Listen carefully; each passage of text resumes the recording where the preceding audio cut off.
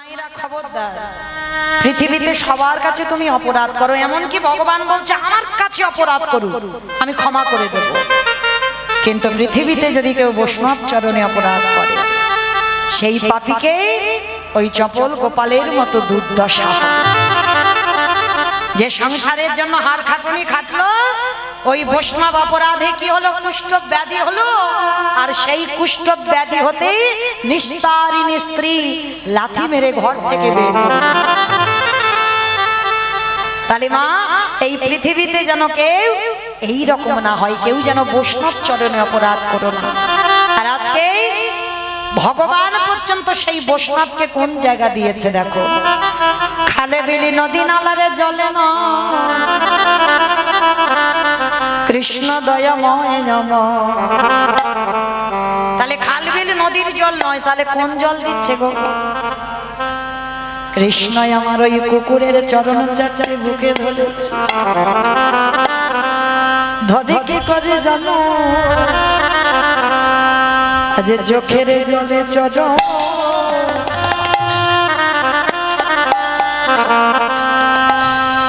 চরণ ধোয়া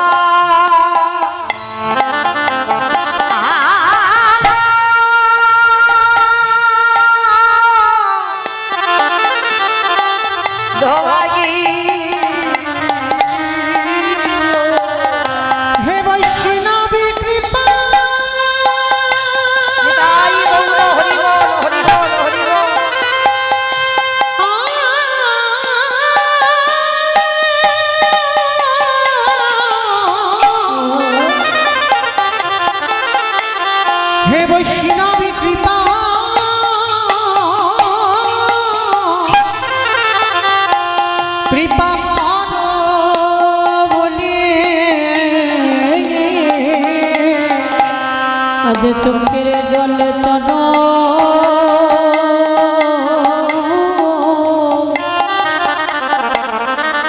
চরণ ধব।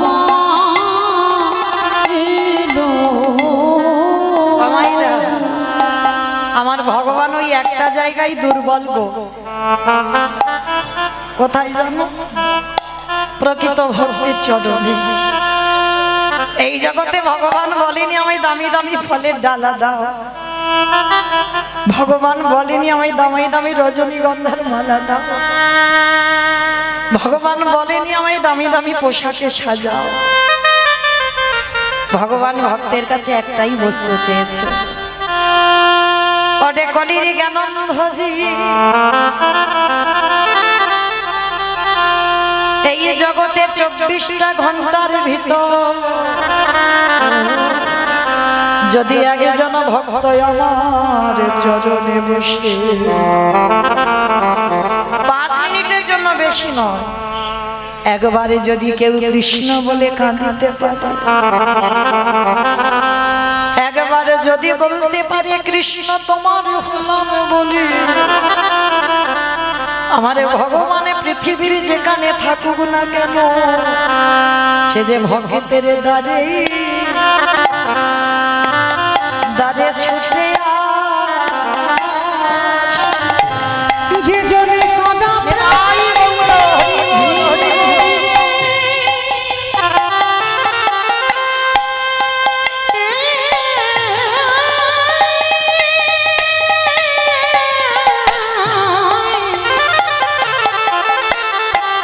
যে জনে কদম প্রাণে একেবারে ডাকিতে পারে যে তার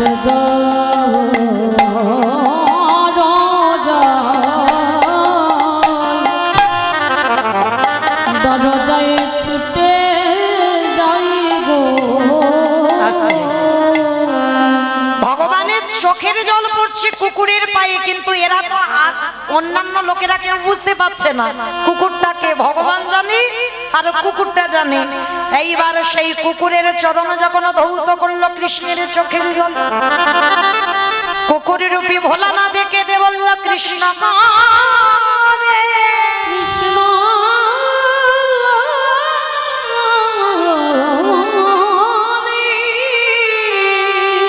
আ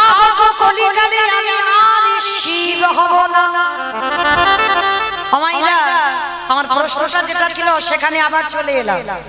প্রশ্নটা কি ছিল? সত্যতে শিব, ত্রেতাতে শিব, দাপরে শিব, কিন্তু কলিতে শিব নয়। যিনি হয়েছেন অদ্বৈত আচার্য। এই যে আপনারা আমরা ঘটা করে শিব চতুর্দশী করে বাবার মাথায় জল ঢাললাম, শ্রাবণ মাসে একটা মাস জল ঢাললাম, প্রত্যেক সোমবারে 5টা সোমবার হলো জল দিলাম। কিন্তু মনে রেখো বাবা কলিযুগে নয়, বাবা এসেছি অদ্বৈত আচার্য গোসাই হয়ে। কেন? এই কেন এটাই হলো তার কারণ। এই রাজস্বাই যজ্ঞে ভগবানের চোখের জল কুকুরের পায়ে পড়ল, আর কুকুর রূপে ভোলানাথ কেঁদে বলল কৃষ্ণ আহাগত কলিকালে আমি আর শিব নয়, আমি হব অদ্বৈত আচার্য গোসাই। অদ্বৈত আচার্য গোসাই। আরে তুই আমার কৃষ্ণ নয়, তুই হবি নদিয়ার নিমাই চাঁদ। আসাম, তুই যেদিন নিমাই চাঁদ হয়ে আসবি, আমি শান্তিপুর থেকে যেদিন কলিযুগে যাব, ওই নবদ্বীপে তোর সঙ্গে দেখা করতে। তোর থেকে 52 বছরের বড় হয়ে 12 বছর তুলসী ভাসিয়ে তোকে আহ্বান করব। আর করে কি করব জানিস? আজ যেমন তোর চোখের জলে রাজস্বাই যজ্ঞে আমার চরণ ধোয়ালি, আর আমি সেই দিন যেদিন তোর সঙ্গে আমার দেখা হবে, ওরে এমনি করে চাচা ধোয়ালিব যেদিন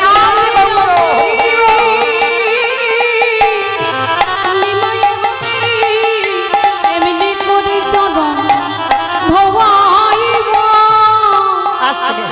তাহলে মায়েরা পরিষ্কার বোঝা গেল আজকে সেই অদ্বৈতের ডাকে কৃষ্ণ গৌর হয়ে এলো।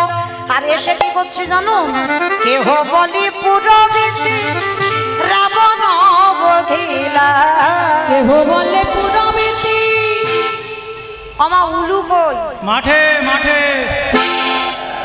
কেহ বলি পুরবিতে রাবণ বধিলা, কেহ বলে পুরবিতে আমার গোনানি। গুনা গুনা গুনা গোনারি।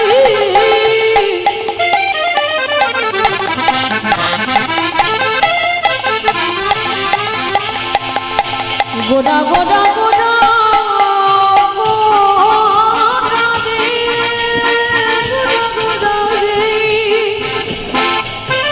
এটাই গৌর হরিব। ওই নদিয়ার চাঁদ গড়া আমার প্রাণের গোরা। কেহ বাদে পুনাবেতে রাবণ বধিরা। ওই না গোলকের বৈভব লীলা প্রকাশ করিলা, ওই গোলকের বৈভব লীলা প্রকাশ করিল। ওই গোলকের বৈভব লীলা প্রকাশ করিলা। সেই রাধারে ভাবে গোড়ায় অবতারা, রাধারে ভাবে রে গোড়া অবতার। রাধারে ভাবে মে গোড়ায় অবতার। রাধারে ভাবে গোড়া অবতার। হরে কৃষ্ণ নামে গৌর করিলা প্রচার, ওই হরে কৃষ্ণ নাম গৌর করিলা প্রচার। ওই হরে কৃষ্ণ নাম গৌর করিলা প্রচার। আজ এইবার লীলা প্রকাশ হলো, এইবার লীলা প্রকাশ হলো। এইবার লীলা প্রকাশ হলো, এইবার লীলা প্রকাশ হলো। গোলকের বৈভব লীলা প্রকাশ হলো। ওই গোলকের ওই ভাব লীলা প্রকাশ করিলা। গোলকের বৈভব লীলা প্রকাশ করিলা। বাসুদেব ঘোষ কহে করি জোড়হা, করি জোড়হা। ওগোছে এই গৌর সেই কৃষ্ণ, সেই তো জগন্নাথ। সেই তো জগন্নাথ। বাসুদেব ঘোষে কহে এইবারে লীলা প্রকাশ হলো। বাসুদেব ঘোষে কহে এইবারে লীলা প্রকাশ হলো বাসুদেব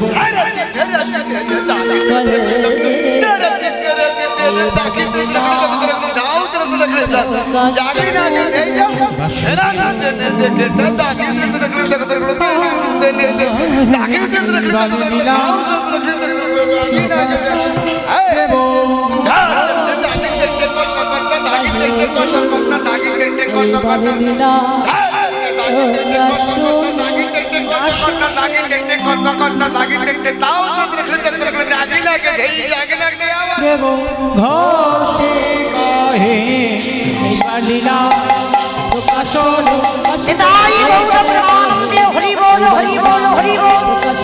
বাসুদেব ঘোষে কহে এইবার লীলা প্রকাশ লরে ও গো বাসুদেব ঘোষে কহে।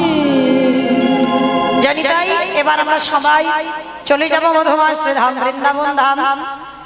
তবে মায়েরা তার আগে একটা কথা, সমস্ত ভক্তবৃন্দ চরণে আমার এই রাধা গোবিন্দের মন্দির এখনো পর্যন্ত অসম্পূর্ণ রয়েছে, কিছু কাজ একটু বাকি আছে।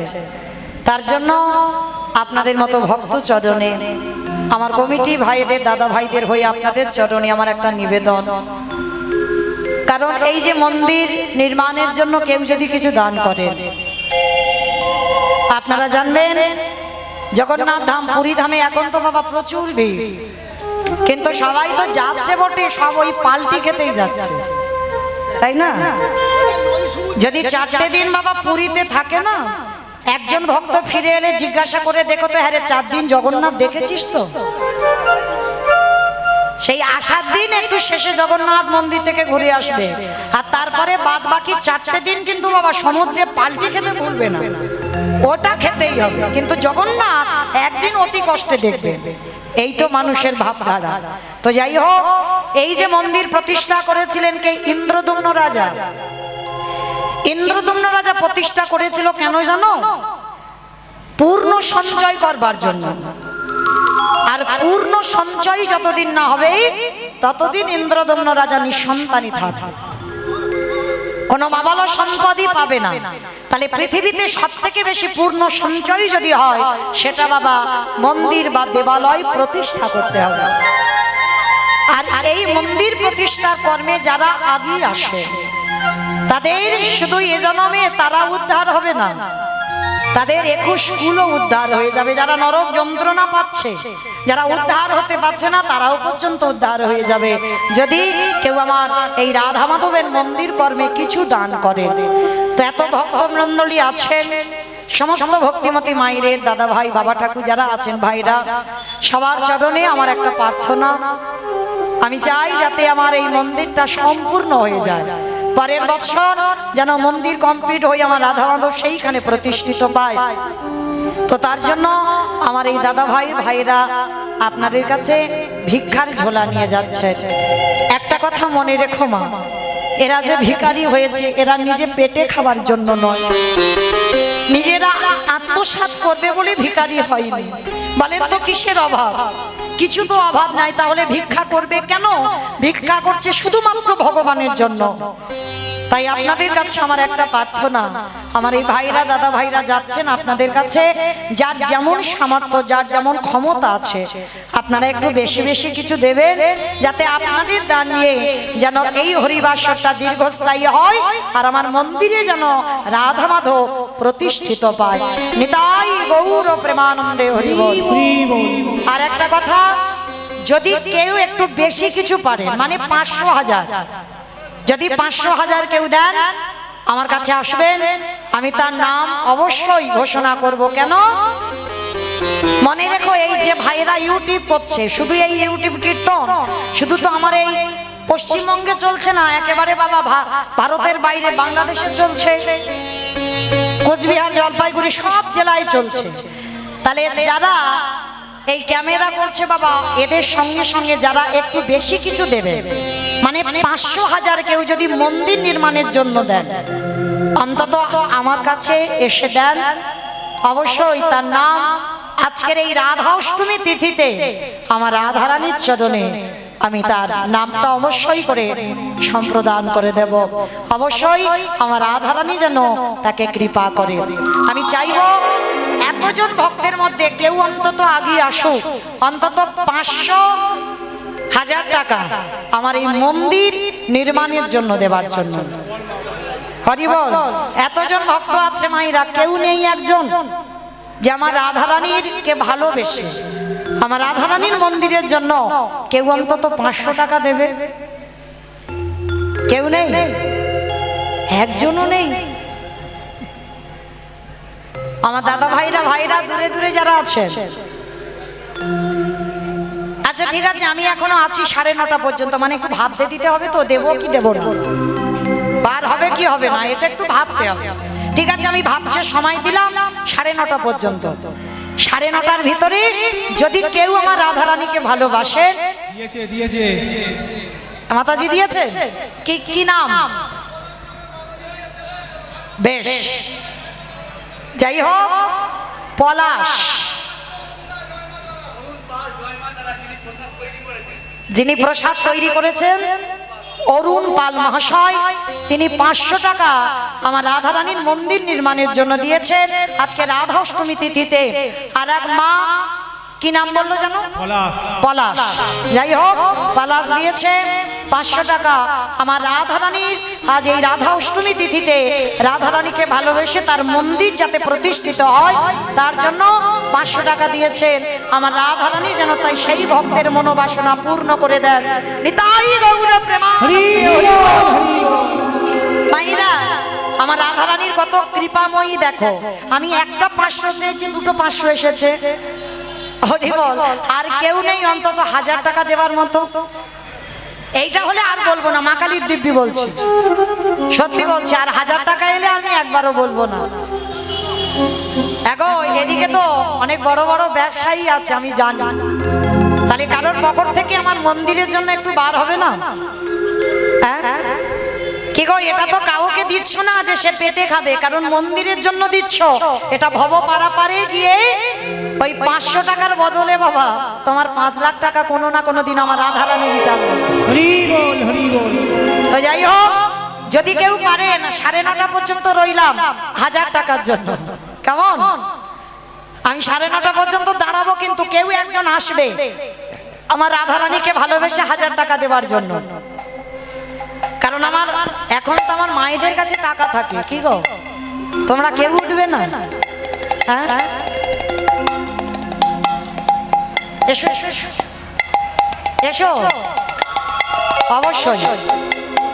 এক ভাই এক চ্যানেল থেকে আসছে, যাই হোক, খুব ভালোবাসার এরা। বলো নাম। আমার কাছে এসো, আমার কাছে এসো, আমি ডাকছি তো, এসো। যাই হোক, এই যত ইউটিউব চলছে এদের সঙ্গে খুব আমার ভালোবাসাবাসী, খুব হিতাহিত। যাই হোক, 30টা, যাই হোক 30টা ক্যামেরা।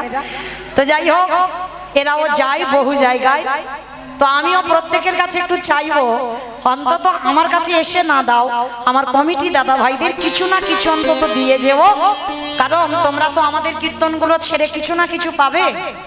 কি নাম, কি চ্যানেল? রাজু মন্ডল এআর কীর্তন।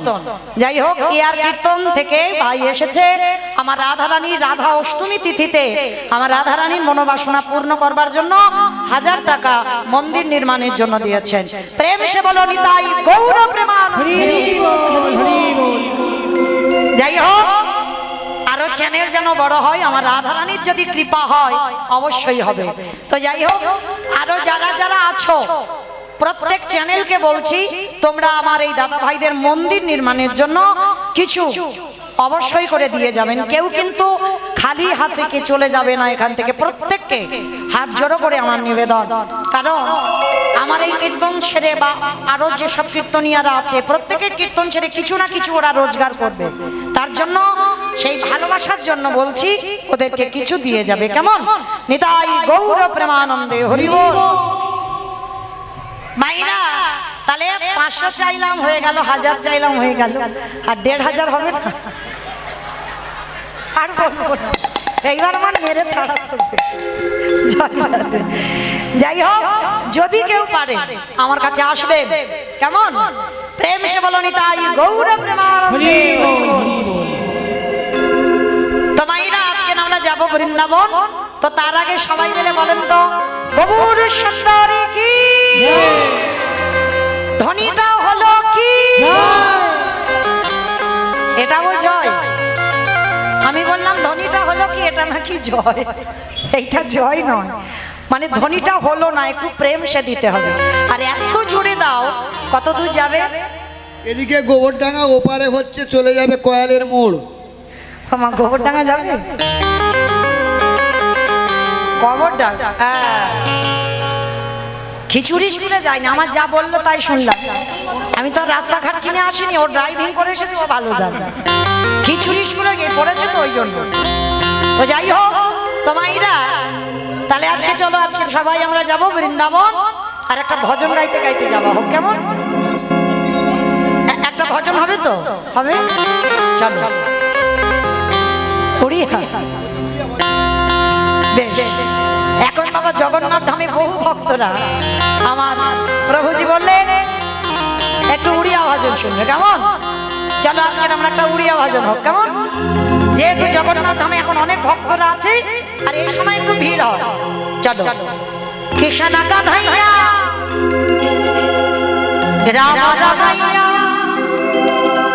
বড়মালিয়া কহলিলা চালিয়া। हो कृष्ण कन्हैया राम रमैया बनमालिया हो लीला चलिया। राम रमैया भोरमलिया हो लीला चलिया। कृष्ण कन्हैया राम रमैया बनमालिया हो लीला चलिया। हरे कृष्ण कन्हैया राम रमैया भोरमलिया हो लीला चलिया। कृष्ण कन्हैया राम रमैया बनमालिया लीला चलिया। हो पति अंदर को जप कृष्ण, अंदर को जप कृष्ण, हीरा बालू किया मोरो जगदालिया। ओ कृष्ण कन्हैया राम रमैया बनमालिया हो लीला चलिया। সত্য যুগে হেলা বামন হেতায়ারে প্রভু রাম, তাপরি কৃষ্ণ বলিলে দাদা দেখা দিলে শিখি চুড়িয়া কামে ডলিয়া, শিখি চুড়িয়া কাম ডলিয়া, রাস রাসাইয়া ভার হরিয়া। ओ कृष्ण कन्हैया राम रमैया बनमालिया हो लीला चलिया। हरे कृष्ण कन्हैया राम रमैया भोरमालिया हो लीला নাচতে। चलिया। বাবা, আমি আর আমার সম্প্রদায় যাচ্ছি, আর কেউ যাচ্ছে না, সবাই যাচ্ছি।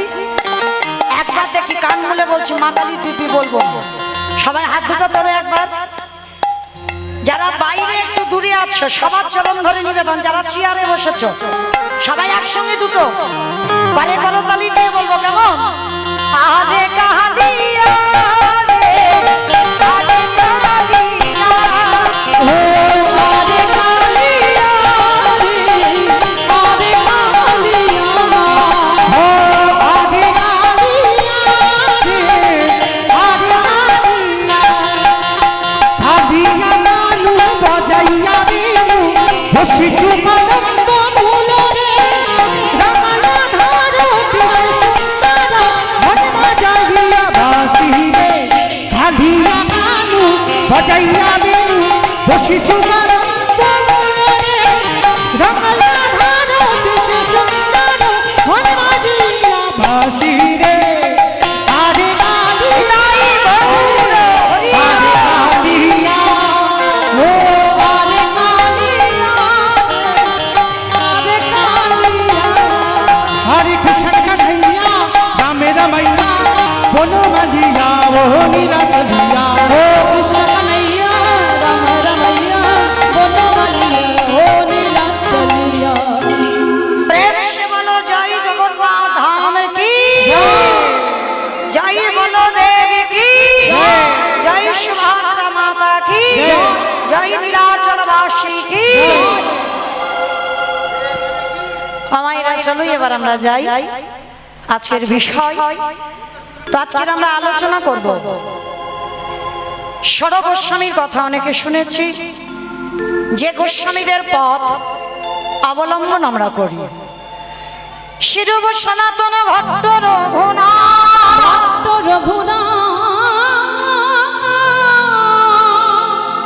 শ্রীজীব গোপাল ভট্ট দাস রঘুনাথ এই ছয় গোসাইয়ের পরিচরণ চরণ যাহা হইতে বিঘ্ন নাশ অভীষ্ট পুরা যাহা হইতে বিঘ্ন নাশ অবিশ্ব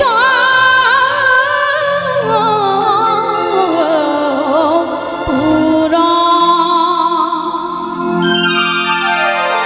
এই যে ষড় গোস্বামী, ষড় গোস্বামীর মধ্যে একটা গোস্বামী যার নাম হচ্ছে রঘুনাথ দাস গোস্বামী।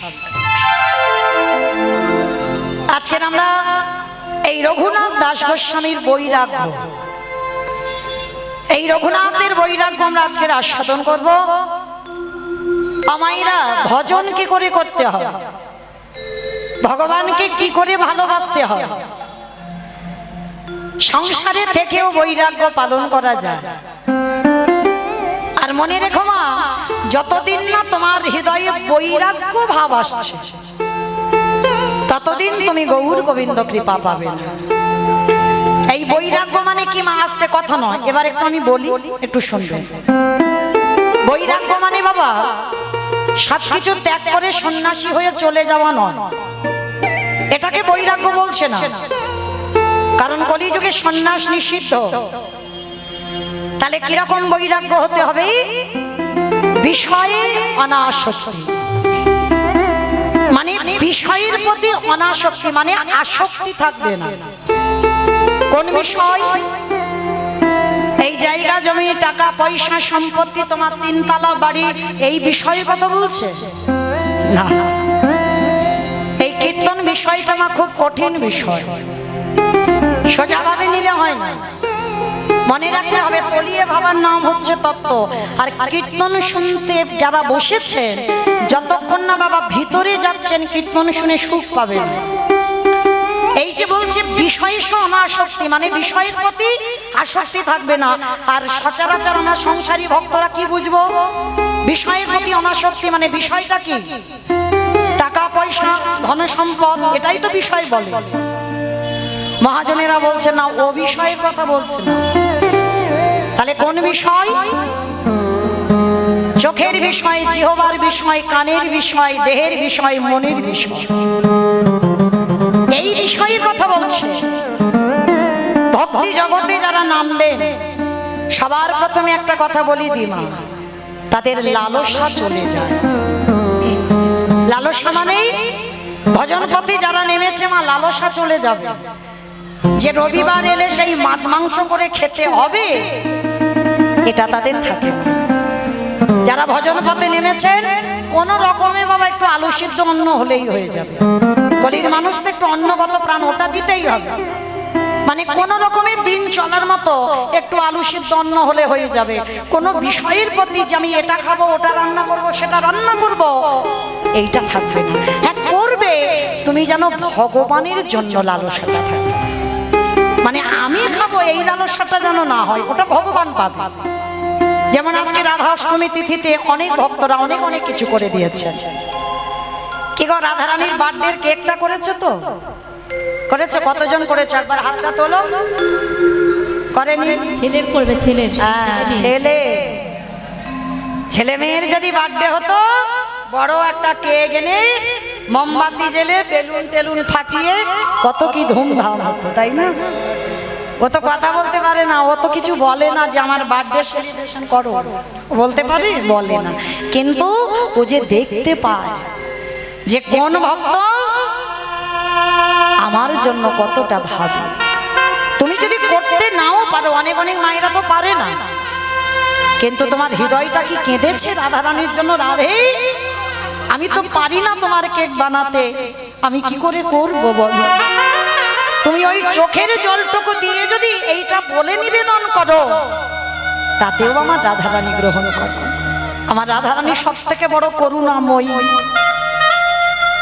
সব থেকে বড় কৃপাময়ী। যারা যারা কৃষ্ণচরণ আশ্রয় করেছ, তোমার মৃত্যুর পর ভগবান চিত্রগুপ্ত বিচিত্রগুপ্তকে ডেকে খাতা দেখে হিসাব করবে ও জগতে কি করেছে। কিন্তু কেউ যদি আমার রাধাচরণের দাস হয়, আমার রাধা বলে কেউ কাঁদতে পারে, এই যে আপনারা আমরা সবাই তো রাধা শক্তি গো, লক্ষ্মী, কালী, দুর্গা, সরস্বতী, আমরা তো মা দুর্গাকে বলি শক্তি না। সব থেকে শক্তি হচ্ছে আমার শ্রীমতী রাধারানী। আর রাধারানীর থেকে এই দুর্গা, কালী, লক্ষ্মী, সরস্বতী এদের সব উৎপত্তি। সব থেকে শক্তি হলো আমার রাধারানী। আর এই জগতে যত প্রকৃতি আছে সবই আমার রাধারানীর অংশভূতা। তাই নারী হলেন রাধারানীর অংশভূতা, শক্তির অংশভূতা। এই নারীরা দুর্বল নয়, এরা যদি মনে করে পৃথিবীটাকে লয় প্রলয় করে দিতে পারবে। কারণ যেদিন অসুরীদের অত্যাচারে দেবতারা স্বর্গ ছাড়ে, সেদিন দশভুজা দুর্গা যদি 10 হাতে না অসুর নিধন করত, তাহলে বাবা দেবতারা যেত কোথায়? এই নারী কেউ যদি মনে করে শুধু ভোগের সম্পদ না, এরা ভোগ নয়, নারী সাধনার, নারী আরাধনার, নারী ভজনার। দেখেন সেই বিল্লমঙ্গল একজন পতিতার চরণ ভজন করে পেয়ে গেল না গোবিন্দ চরণ। চণ্ডী ঠাকুর রানী রজকিনীর চরণ ভজন করে পেয়ে গেল গোবিন্দ চরণ। জয়দেব গোস্বামী মা পদ্মাবতীর চরণ সেবা করে পেয়ে গেল রাধা মাধবের চরণ। ভুরি ভুরি প্রমাণ হয়ে গেল। তাহলে নারী ভোগের নয়, নারী সাধনা করতে হয়, নারীর চরণ ধরে আরাধনা করতে হয়, তাহলেই তুমি অচিরে কৃষ্ণ পেয়ে যাবে। কারণ আমরা সবাই, প্রত্যেকে যত প্রকৃতি আছে, আমার রাধারানীর শক্তি আমরা। তো আজকে লক্ষ্য করে দেখেন, এই যেদিন তোমার এই জিহ্বার প্রতি কোনো লালসা থাকবে না, সেদিন জানবে তোমার জিহ্বার বৈরাগ্য হয়ে গেল। কর্ণ আজে বাজে কথা শুনবে না, কোথায় ভাগবত হচ্ছে, কোথায় হরি কথা হচ্ছে, কোথায় পাঠ হচ্ছে, সেই দিকে কান ধাবিত হবে। তাহলেই জানবে তোমার কানের বৈরাগ্য হয়ে গেল।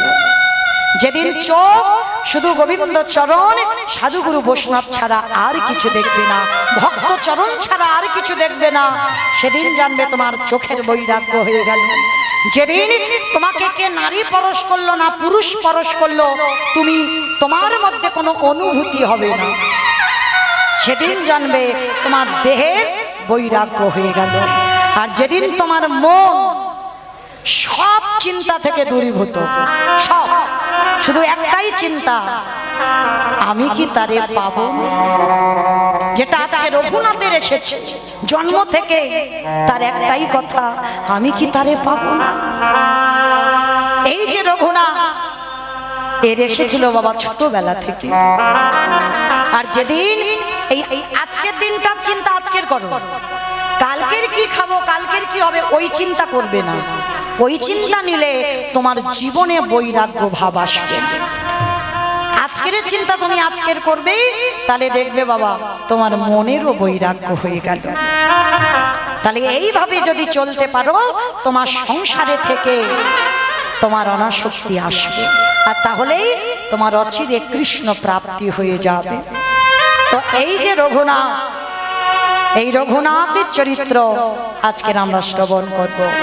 এই রঘুনাথের বাড়ি ছিল হুগলি জেলায় আদি সত্যগ্রাম। আদি সত্যগ্রাম। বাবা ছিল গোবর্ধন দাস, আর মা ছিল, মায়ের নামটা পাওয়া যায়নি মা এখনো, আর জ্যাঠামশাই ছিল হিরণ্য দাস।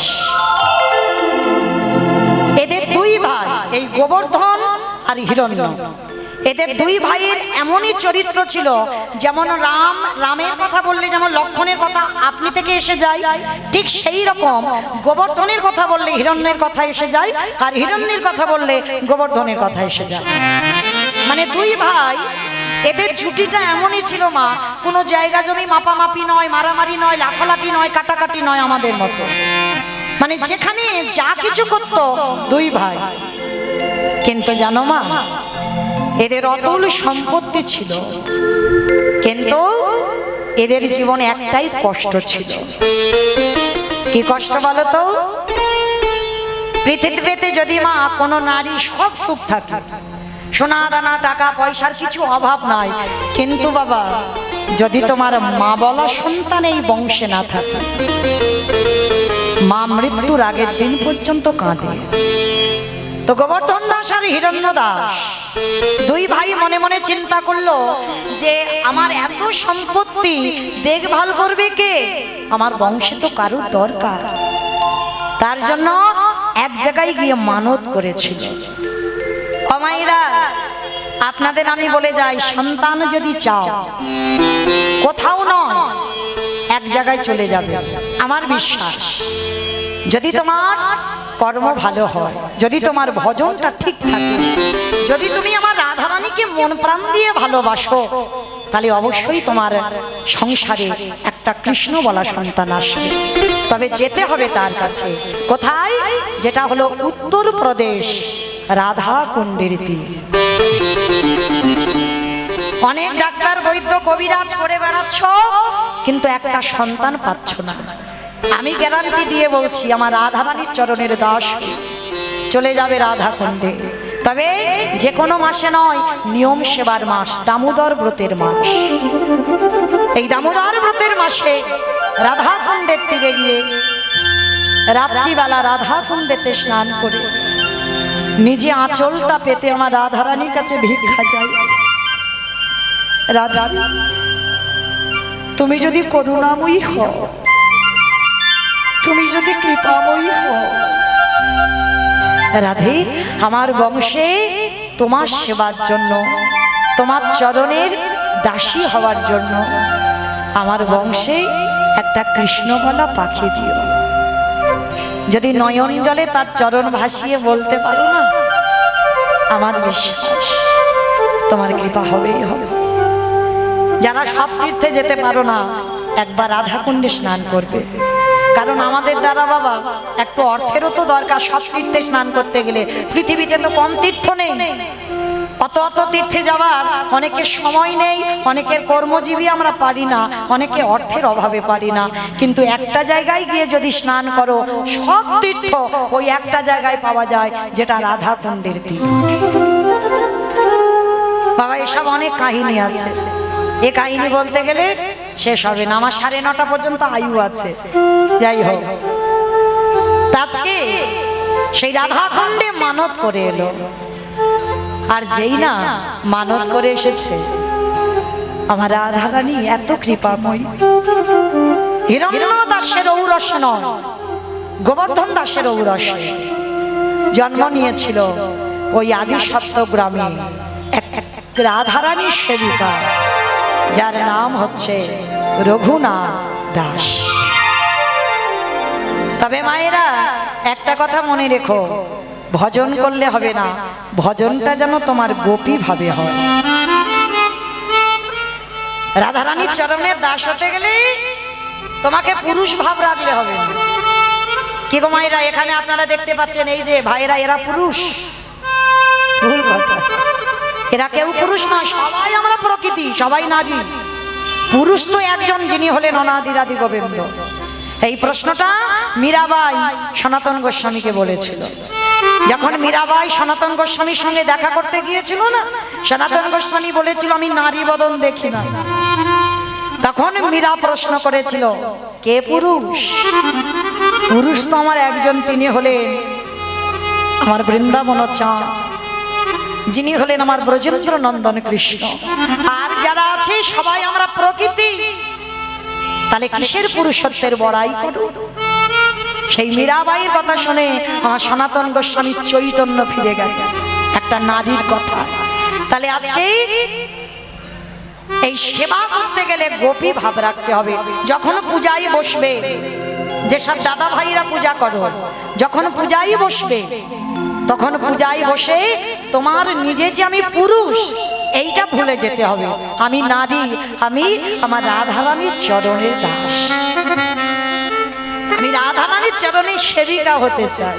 আর এই মনোভাব নিয়ে যদি তুমি সেবা পূজায় বসো, তোমার কৃষ্ণ প্রাপ্তি হয়ে যাবে। তুমি যত বড় পাপী হও, যত বড় অপরাধী হও। তো আজকে এই রঘুনাথ দাস জন্ম নেওয়ার পর থেকে বৈরাগ্য ভাব, তার কোনো কিছু খেলা ভালো লাগে না, সর্বদা কৃষ্ণ নামে পাগল। যেখানে হয় হরি কথা কৃষ্ণ কথা, সেখানে রঘুনাথ চলে যায়। যেখানে সাধুগুরু বৈষ্ণবরা আসে, রঘুনাথ ছোটবেলা থেকে হামাগুড়ি দিয়ে সেই দিকে চলে যায়। আর রঘুনাথ ছোটবেলা থেকে সে একটাই খেলা খেলে। কি খেলে জানো? রাধা কৃষ্ণ সেবিব জীবনে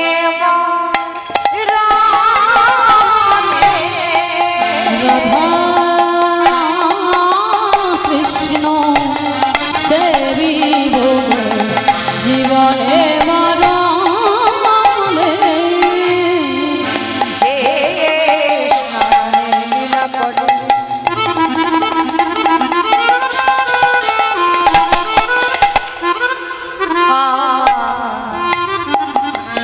যুগল যে লীলা করে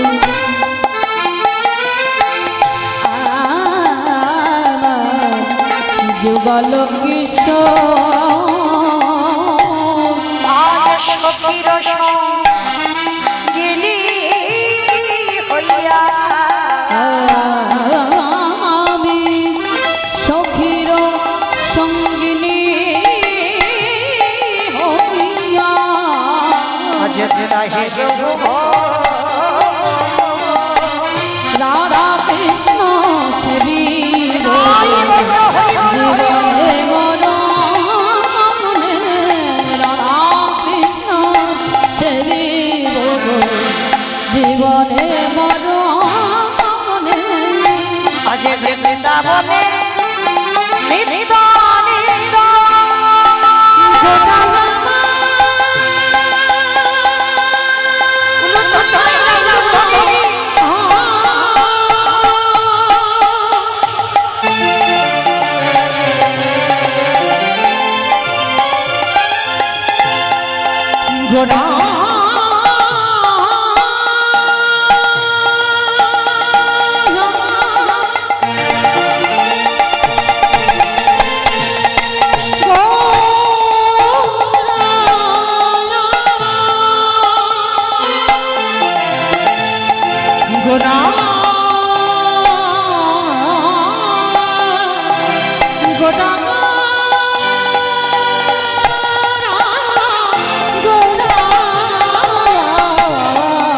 বৃন্দাবনে নিত্য নিত্য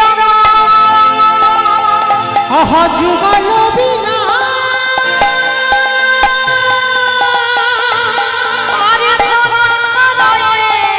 সদা নরদানা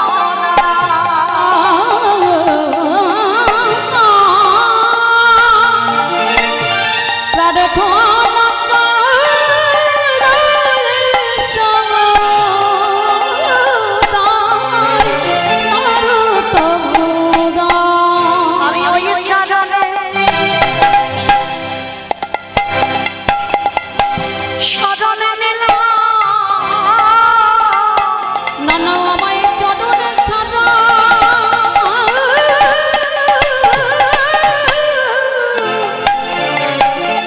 ছাড়া করো না রে। আমি ওই